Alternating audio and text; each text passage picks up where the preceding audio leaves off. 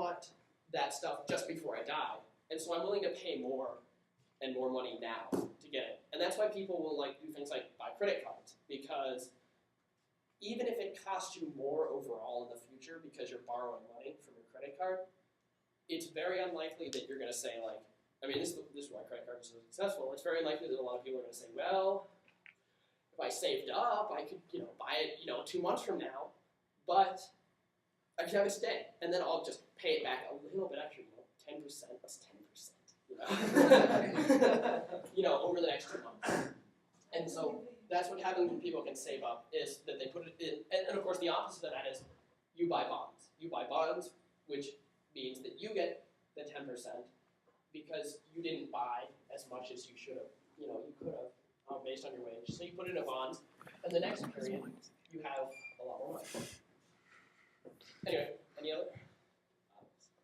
Just as an example, I don't know what the actual research is on this, but let's suppose you took a poll of everybody in a country, and they said like a substantial majority said that they would like it if the government imposed, let's say, a mandatory 4 or 6 weeks of vacation time and a mandatory 40-hour work week, and they'd understand that they'd make less money. But that if everybody were constrained in the same way, they wouldn't be worried about being outcompeted and called lazy, or they'd be less likely to become unemployed.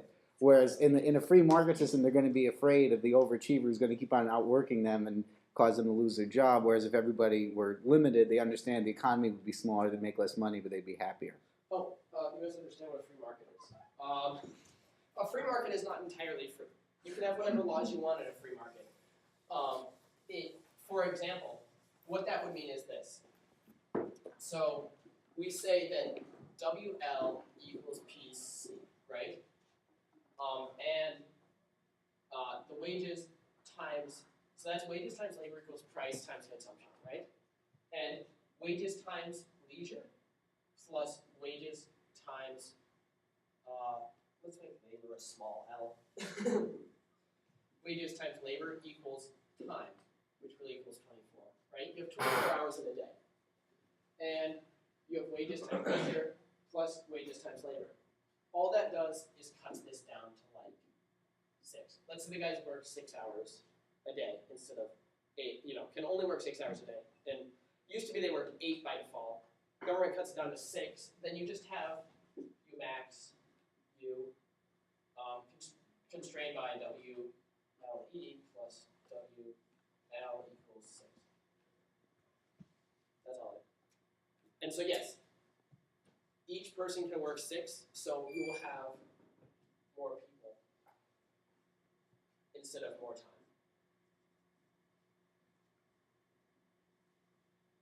That's a perfectly valid strategy to increase your economy. Is basically you cut the work week, and so instead of hiring more person time, you hire more people and get more man hours out. Is that? No. Katie. I remember reading somewhere relatively recently that there was a country that did that and it was highly unsuccessful. France, you mean? Yes. I didn't remember exactly. I will give you the counterexample of South Korea, Okay. which recently negotiated with a lot of car plants in South Korea during the economic crisis. And what the union said was, if you do not fire anyone, we will take a pay cut and we will work less time in your plant. They didn't want a pay cut. I mean, yeah, like it works. Like, yeah, Yeah, you it's can the do whole Asian this ethic, could be right? stupid. And it's up to the economists of the country to look at it and say, well, is this really going to help people out? In South Korea, it was really a victory for both sides because the unions, like, no layoffs. In an economic crisis, no layoffs. Like, that's unbelievable. And a little, like, but they have a little pay cut. And for a car company, getting pay cuts from a union, unbelievable.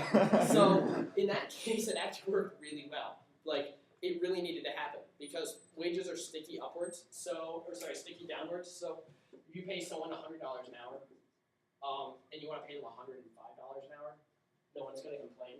But if you want to pay them $95 an hour, they're not dealing with that. They won't take that shit that way. So, yeah. That's like a whole sandwich every day. Yeah, The so cake. pay cuts are hard to do, cutting hours is hard to Stealing do, your lunch. allowing people to have more hours if they want to, that's easy to do. Allowing people to take more money if they want to, that's easy to do. And so, usually in an economy, you'll see that the people need to work a little bit less, and people need to take a little bit less money on their wages. But that's just neither here nor there. Depends on the economy. Historical question actually. Yeah.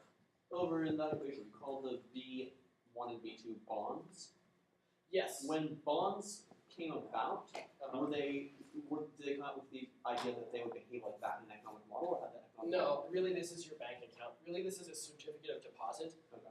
In this model, actually I am saying that B1 is basically as interchecking account. It is as liquid as money. In fact, it's probably more because you don't have to carry this stuff around. There is a terrifyingly mathematically complicated model where you also have the constraint PC equals M1. And that means you have to buy everything in cash. And it is called the cash in advance model, and it hurts a lot. I know this from experience. It's graduate level work, but they're like, hey, let's show them the cash in advance model. It's going to be fun. But yeah, so this works like a credit card. That's a credit card, essentially. Except that it's a credit card you can lend on. So in other words, you can put money in and you can take money out of it, and it will act like your credit card. So you can have negative. This can be negative. If that helps. Don't ever do that model. It's not accurate and it's scary. Peter. So I have a kind of cynical question. Okay. So now we know how Tom Cruise would act on an island. Okay. But so we've got this nice little model, but like, what does it tell us about the real world? Like, how do we use this now? Okay. How does this help us with the real world? Well, we know that cows are not spherical and humans are not rational. So, how does this help us with the real world? Let me diagram something for you. So, the biggest things that have helped me are the fallacy of composition and the fallacy of causation, actually. The first two things I said were probably the most important things you'll ever learn from economics in your life. One, individuals don't behave like the group. And two, you can't, look at causation. So, does this model apply to all of your lives? Probably not, right? But what it should teach you to look at is the idea that this can mean something.